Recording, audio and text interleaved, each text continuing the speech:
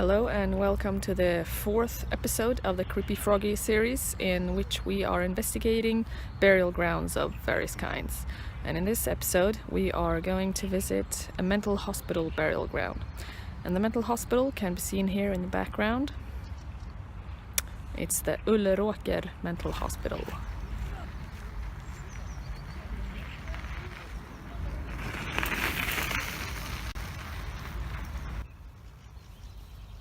This hospital was built in 1811 on the grounds of a previous alcohol distillery.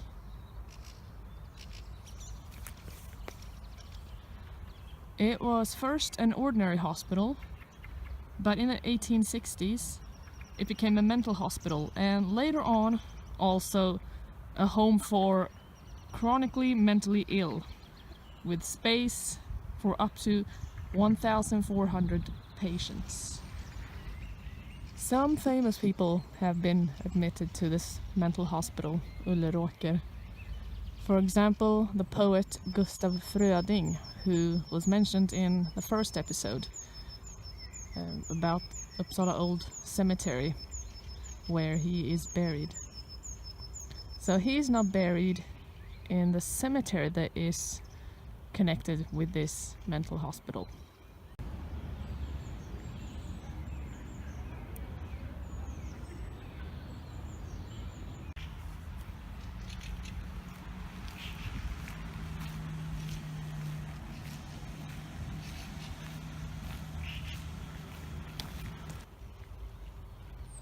The cemetery of this hospital is located not too far from here. The cemetery was built for the staff, but most of all for the patients of the mental hospital.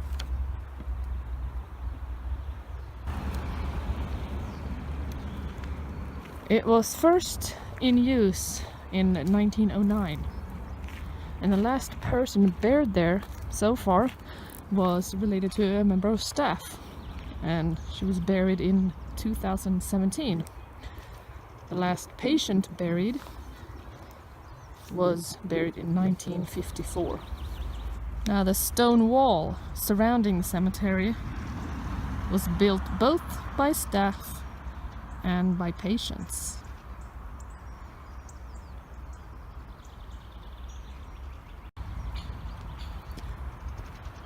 Now, the first thing that strikes you as you set foot in the cemetery is, where are all the gravestones?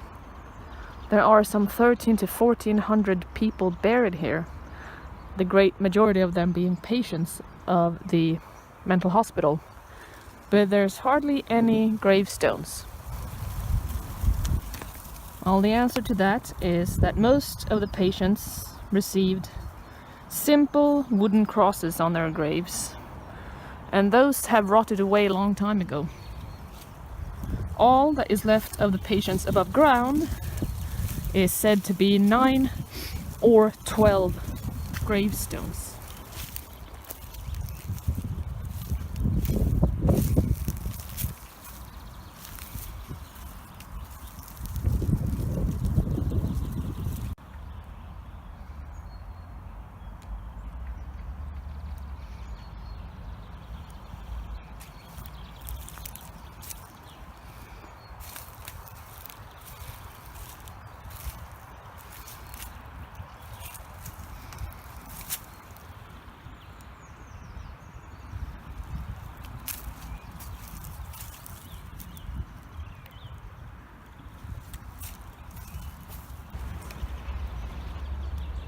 The fact that the mental hospital had its own cemetery mirrored the fact that the patients lived in a world of their own inside the hospital walls, without much contact with the outside world.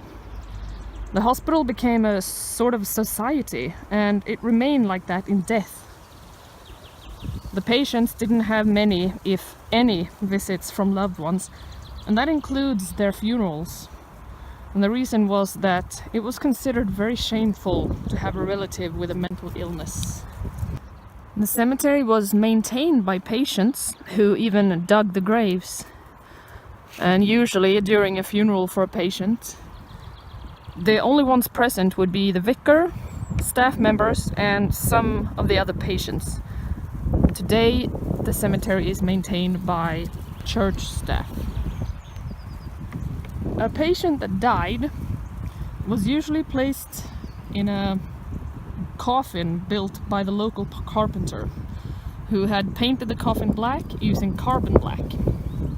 Patients that had behaved really well in life and had worked hard, they were treated to a funerary wreath. But mostly they didn't have any kind of ornaments or flowers on their coffins during the funeral. But even if there's just a handful of gravestones that survived on top of patients' graves, I've seen 10, and they're supposed to be between 9 and 12, so I guess the number is 12 maybe. There's a lot more information about these patients available in the archives. Patients in the main hospital who had physical injuries and illnesses, they weren't as well documented as the patients of the mental hospital. Today, the archives are full of records of the mental hospital patients. Sometimes there are even entire boxes full of things. Not just medical notes, but also personal belongings. Like this case of a military officer who was a mental patient.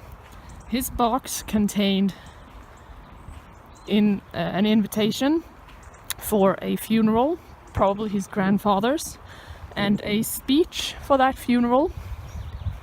But it also contained lots of letters that he had written to prominent people, but never sent. So what was it like being a patient here? Well, the patients were all divided into 3 groups and placed in different wards accordingly. And those 3 groups were calm, semi-restless, and restless.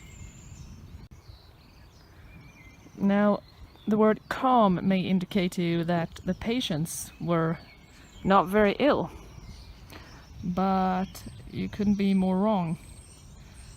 The word calm simply meant that the patients of that ward were mainly lying still. They were lying in their beds, not moving, not talking most of the time.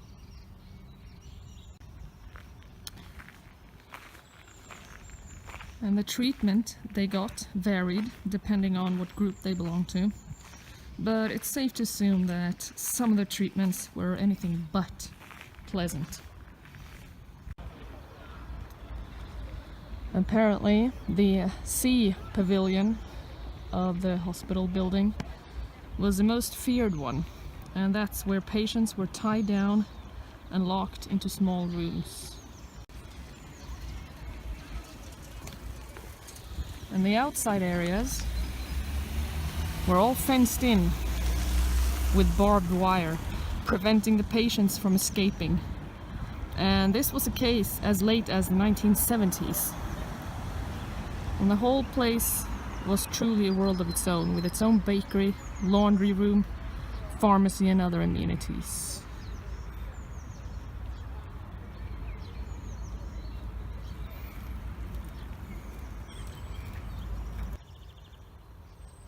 One doctor remembers her time working at the hospital in the 1950s, and she confirms that it was an isolated place that scared most of Uppsala's inhabitants. Now, the patients, they lived in beautiful old-fashioned buildings surrounded by parks, but it wasn't always as nice as it sounded. For example, to save electricity, the lights were on as little as possible. And the calmly meandering Fyris River nearby, which you can spot somewhere in the distance over there, between the branches of the trees.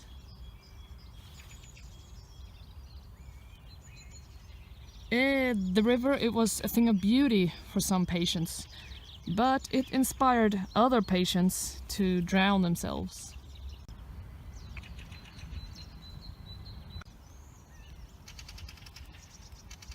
And this doctor, she remembers one time when she was about to leave the ward where she was working, and it was a locked ward. And just as she was leaving, a woman grabbed her arm, pleading to her to take her with her. She didn't want to be left there. She wanted to be freed by the doctor. And at another occasion, she was introduced to a new ward by a member of staff. And her colleague told her that only vegetables were staying there. But to the doctor's surprise, as they walked through the rooms filled with patients, one of the vegetables said hello to her in a cheery voice. And after that, the doctor managed to have quite a few conversations with other patients at that ward as well. And I mentioned earlier that the graveyard is not just for mental patients, but for staff too. And the patients are all buried in the center of the graveyard, and the staff are buried alongside the wall.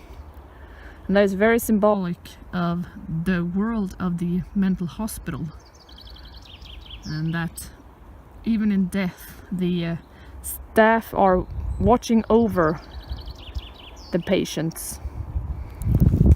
And it's the burial stones of the staff and their family members that have survived the best.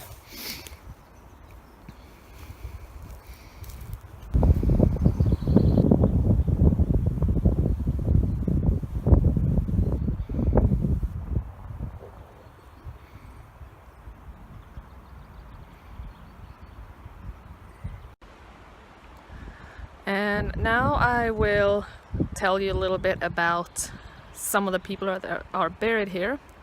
I haven't found any information about any patients, but I found more information about staff and non-patients, family members of staff.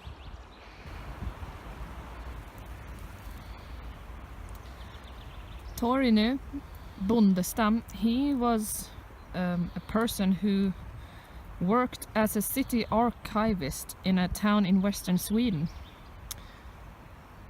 And he was a member of a folk music band. But what he was most famous for, that got him famous, was that he was in a movie in the last years of his life. A movie that was about him and how he found the lost love of his life and married her at the age of 88. They're buried here together. She was the woman that his father, 60 years earlier, had forbid him to marry. In this burial plot rests the Torgny family. Knut Torgny was an employee of the hospital. He started out in 1900 working as a workhand or farmhand in the horse stables, and after that he had various kinds of jobs, and at the end he was working as an inspector. So he did climb the work ladder, so to speak. He was very much liked by the patients, and they often gave him gifts. This member of staff worked as a gate guard. It's tradition and it's regulated that a person has the right to the grave for 25 years, and after that relatives, they have to pay a fee if they want to keep the right of the grave. Otherwise new people will be buried in the grave.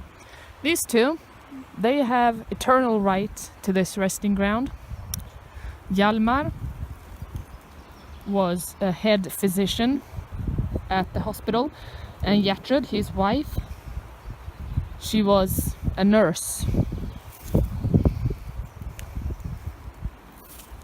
And a team of explorers, they set up voice recording equipment here, and it is said to have captured a voice saying, "Don't disturb me." And there's been other recordings made too that allegedly captured voices saying different things.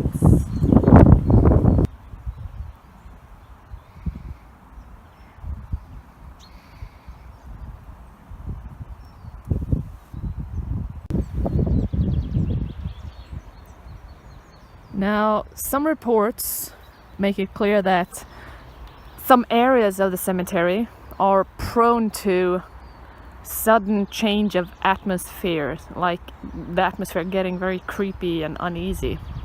And one visitor who comes here quite often, he said that one such place is the cross.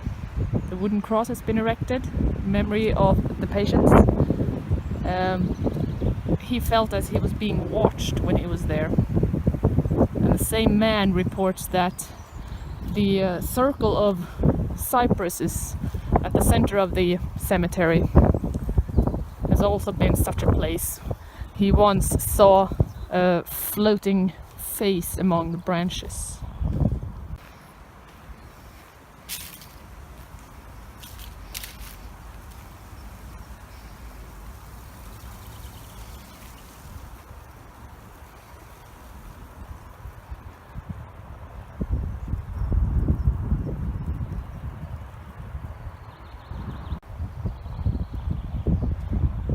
And the same man also reports that sometimes the temperature will drop suddenly and there will be a gust of wind, and that's happened on evenings when it's been otherwise very still.